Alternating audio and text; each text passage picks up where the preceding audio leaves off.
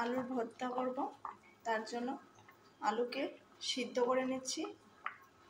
লবণ দিয়ে সিদ্ধ করছি, জলটার মধ্যে হালকা লবণ দিলে আলুগুলি তাড়াতাড়ি সিদ্ধ। আলুগুলি সিদ্ধ হয়ে যাওয়ার পরে আলুগুলি থেকে বাকলগুলি ছাড়িয়ে নিয়েছি। আলুগুলির মধ্যে পরিমাণ মতো লবণ দিয়ে এভাবে মেখে নিয়েছি। এখানে কড়াইতে সরিষা তেল দিয়ে দিয়েছি। তেলটা গরম হয়ে গেছে। এখন পরিমাণ মতো দিয়ে দেব কালিজিরা, দিয়ে দেব হালকা।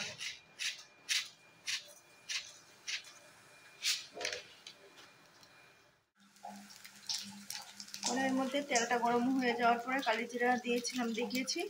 এখন আলুটা অ্যাড করে দিয়েছি।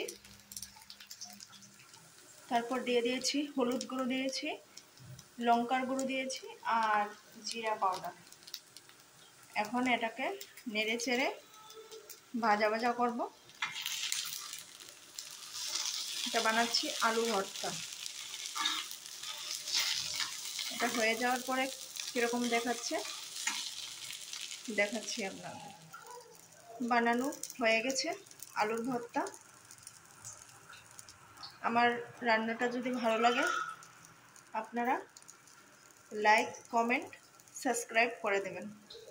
টাটা।